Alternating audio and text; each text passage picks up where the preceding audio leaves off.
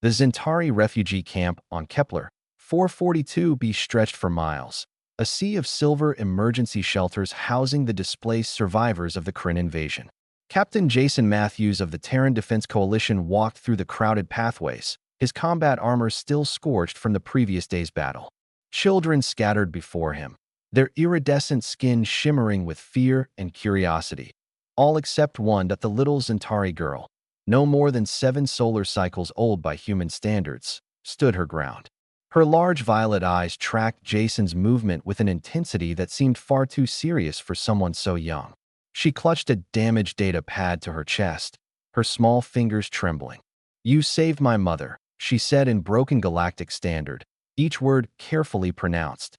Jason stopped, his expression softening beneath his helmet. He'd pulled 17 civilians from a collapsed shelter during the bombardment. He couldn't remember which one had been her mother. "I did my job, kid. That's all." "No." The girl shook her head firmly. "You came back. 3 times. The others said the building would fall. You came back." Something in Jason's chest tightened. He knelt down, bringing himself to her eye level. "What's your name?" "Emma." She stepped closer, fearless now. "I'm Emma. And when I grow up, I will be your wife." Jason laughed, not unkindly, but with the amused bewilderment of a soldier confronted with childhood innocence in the midst of war. "That's very sweet, Emma. But I promise," she interrupted, her voice carrying the absolute certainty that only children possess. "I will find you. When I'm big." Other soldiers had gathered, grinning at the exchange. Lieutenant Chun was recording on his optical implant, barely suppressing his laughter. Jason felt his face flush beneath his helmet. "Okay, Emma," he said gently, standing up. "You focus on growing up safe and happy. That's all I want."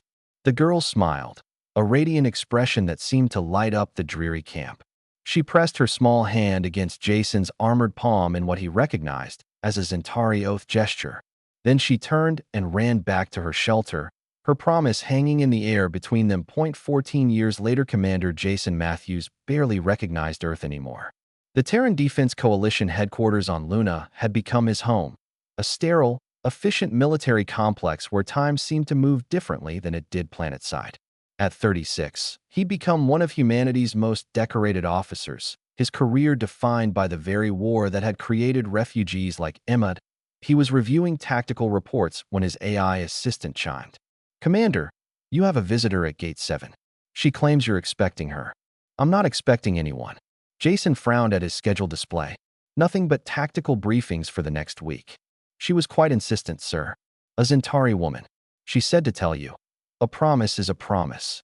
Jason's stylus clattered onto his desk. No, it couldn't be, but his feet were already moving, carrying him through the pristine corridors of Coalition HQ toward the visitor's center.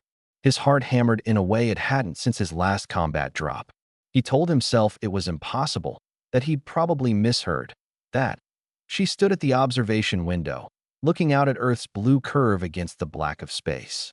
She'd grown tall and graceful, her iridescent skin shimmering with the deeper colors of Zentari maturity. But when she turned, those violet eyes were unmistakable. "Hello, Jason," Emma said, speaking perfect Terran standard now. "I told you I would find you." For a long moment, Jason could only stare. The little girl from the refugee camp had become a stunning woman, poised and confident. She wore the insignia of the Zentari Scientific Corps, a position of high honor among her people. "Emma," he finally managed. You actually remembered." She smiled, and it was the same radiant expression from 14 years ago. "I've thought about you every day since you pulled my mother from that rubble." "Do you know what humans represent to the Zentari, Jason? You're not just warriors.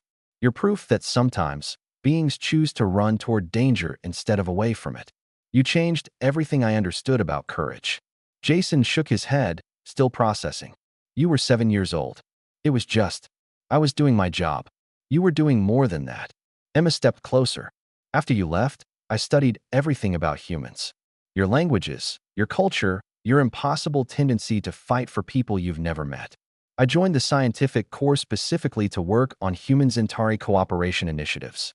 And yes," her expression turned playful, "I also spent 14 years making sure I could keep a very important promise." "Emma, you don't have to. I know I don't have to." She reached out, her hand hovering near his. I want to. If you'll have me. I'm not a child anymore, Jason.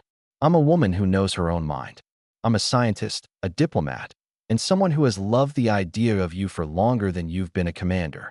Jason looked at her hand, then at her face, at the determination and hope and absolute certainty he'd seen in a little girl 14 years ago, now reflected in the eyes of a remarkable woman. Slowly, he took her hand in his. The guys are never going to let me live this down, he said, but he was smiling. Emma laughed, the sound like music in the sterile corridor. Lieutenant Chen still sends me updates, you know. He's been waiting for this day almost as long as I have. Of course he has. Jason squeezed her hand gently.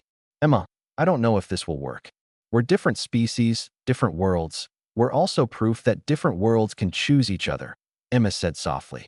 You taught me that. When you came back into that building, 3 times, for people you didn't know. You chose us. Now I'm choosing you.